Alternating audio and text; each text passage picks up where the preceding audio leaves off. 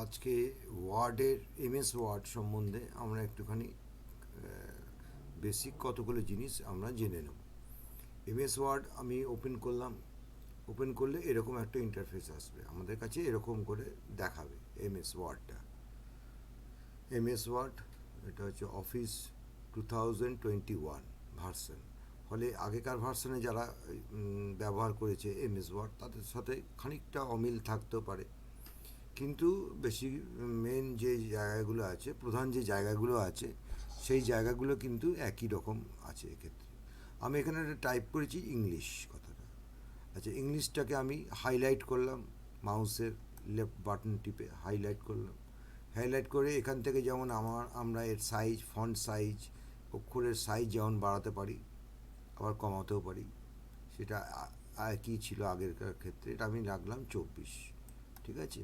ঠিক সেরকমভাবে এখানে আছে ফন্টের স্টাইল। ফন্টের স্টাইল আলজেরিয়ান করে দিলাম, দেখো ফন্টের যে স্টাইলটা সেটা চেঞ্জ হয়ে গেল। তাহলে ফন্টের স্টাইল এবং ফন্টের সাইজ এই দুটোকে কন্ট্রোল করার জন্য বা চেঞ্জ করার জন্য আমরা আবার টাইমস নিউ রোমানে গেলাম, আমরা এই দুটি বাটন ইউজ করতে পারি। এখানে স্টাইল, ফন্টের স্টাইল, আর এদিকে হচ্ছে সাইজ, ছোট হবে না বড় হবে। আচ্ছা, এই যে এই লেখাটা, ইংলিশ লেখাটাকে আমি এবার বোল্ড করব। তোমরা সবাই জানো যে যেটা করতে হয় তার আগে এটাকে সিলেক্ট করে নিতে হয়। যে অক্ষরটা বা যে লাইনটা বোল্ড করতে হবে সেটা আগে সিলেক্ট করে নিতে হবে।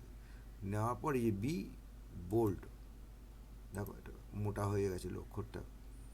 তারপর আবার এটাকে সিলেক্ট করে নিলাম, আই ইটালিক, মানে হচ্ছে একটু বেঁকিয়ে লেখা হবে, এরকমভাবে, এইরকম ছিল, এরকমভাবে বেঁকিয়ে লেখা।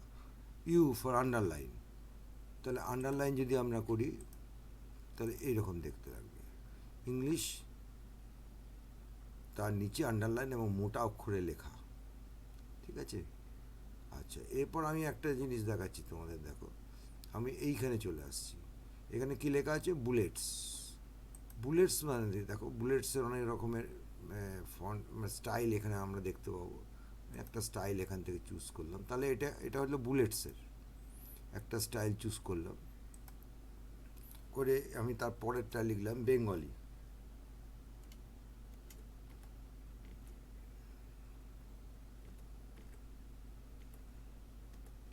এই দেখো বেঙ্গলি যখন লিখলাম অটোমেটিক্যালি কিন্তু ওই যে বুলেটটা নিচে নেমে চলে আসবে।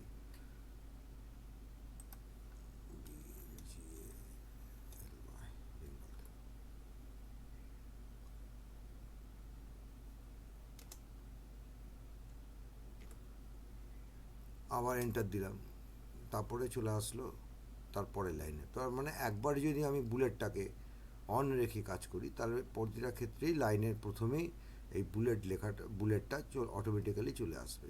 যদি আমরা আর বুলেট না চাই তাহলে আমরা ব্যাক স্পেসটা প্রেস করব। ব্যাক স্পেস প্রেস করে আমরা যে কোনো জিনিস লিখতে পারি।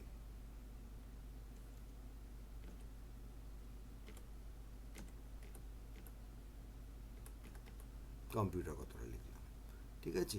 এইভাবে আমরা বুলেট ইউজ করতে পারি, আবার ইচ্ছে করলে বুলেটটাকে সরিয়েও দিতে পারি। আমি এই সবগুলো থেকে বুলেটটাকে অফ করে দিলাম, ঠিক আছে।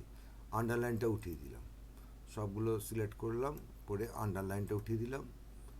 আচ্ছা, এইবার দেখো এখানে কতগুলো জিনিস আছে, সেটা হচ্ছে অ্যালাইনমেন্ট। এই যে পেজটা আমি নিয়েছি, পেজের বাঁ দিক চেপে আছে অক্ষরগুলো, বাঁ দিক চেপে আছে এই কথাগুলো। তাহলে এই কথাগুলোকে যদি আমি ডান দিক বা মাঝখানে নিয়ে যেতে চাই তাহলে কি করতে হবে? যদি এইটা রয়েছে সমস্ত বাঁ দিক চেপে রয়েছে, তাহলে এই দেখো এখানে লেখা আছে লেফট অ্যালাইনমেন্ট, এইগুলো অ্যাকচুয়ালি লেফট অ্যালাইনমেন্টে আছে। তাহলে এটাকে সিলেক্ট করলাম, সিলেক্ট করে নিয়ে গেলাম সেন্টার বা রাইট অ্যালাইনমেন্টে নিয়ে গেলাম। এবার দেখো এই যে লেখাগুলো কিন্তু তোমার ডান দিকগুলো সমান, বাঁ দিকগুলো ছোট বড় আছে, যেরকম যেরকম লেখা সেই অনুযায়ী আছে, কিন্তু ডান দিকটা সমান।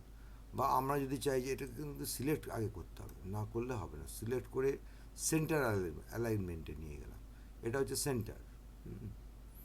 নিয়ে গেলাম, তাহলে দেখো একবারে পেজে, এইটা হচ্ছে আমার পেজের সেন্টারে লেখাগুলো রয়েছে। হুম, তার মানে এটাকে আমি আবার সিলেক্ট করলাম। আর দেখো আরেকটা জিনিস আছে, জাস্টিফাই করা মানে হচ্ছে তোমার এই দুই দিকেই, এই লেখাটি যেহেতু আমি বেশি লিখিনি এখানে, দুদিকেই তোমার একই রকম সমান মাত্রায় এই যে গ্যাপগুলো থাকবে, জাস্টিফাই। ঠিক আছে, আচ্ছা। আর এইখানে যদি আমি এটা মুছে দিলাম, এটাকে ডিলিট করে দিলাম, এই পার্টটা, যে পার্টটা আমি লিখেছিলাম, এই লাইনটা আমি ডিলিট করছি, তাহলে সিলেক্ট করে নিয়ে ডিলিট, বা এখানেও একটা ডিলিটের অপশান আছে, সিলেক্ট করে নিয়ে ডান দিক দিয়ে যদি প্রেস করা হয় তাহলে এখানেও তোমার ডিলিটের অপশান আছে, এই যে ডিলিট অপশন, পেজ ডিলিট।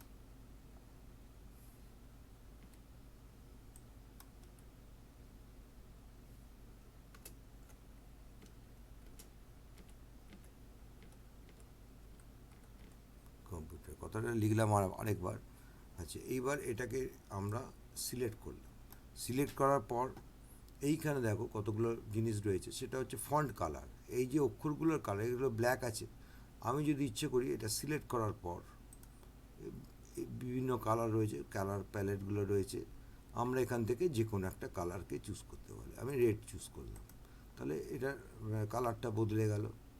আবার মনে করো যদি শুধু বেঙ্গলিটাকে আমি চেঞ্জ করতে চাই, তাহলে বেঙ্গলিটাকে নিলাম, নিয়ে আমি এটাকে ব্লু করে দিলাম, তাহলে এরকম লিখতে হতে পারে, দেখতে এরকমই হতে পারে।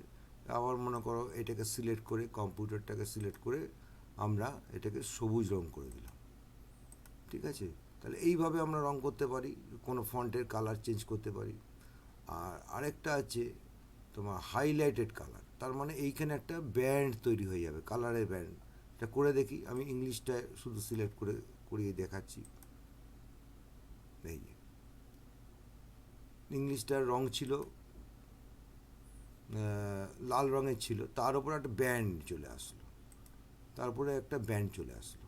এই ব্যান্ডটা ইচ্ছে করলে আমি তুলে দিতে পারি, নো কালার। তার মানে কিন্তু এটা হলো না কেন, না এটা সিলেক্ট করা নেই বলে। তো সিলেক্টটা করে নিই, সিলেক্টটা করে নিয়ে এতে গিয়ে নো কালার, দেখো ব্যান্ডটা চলে গেল। সব কিছু করার আগে কিন্তু যে জিনিসটাকে আমরা করতে চাই সেটাকে আগে সিলেক্ট করে নিতে হবে, এটাই কিন্তু ফার্স্ট। আশা করি এইটুকুনি তোমরা বুঝতে পেরেছো। আজকে আমি এই পর্যন্তই রাখলাম।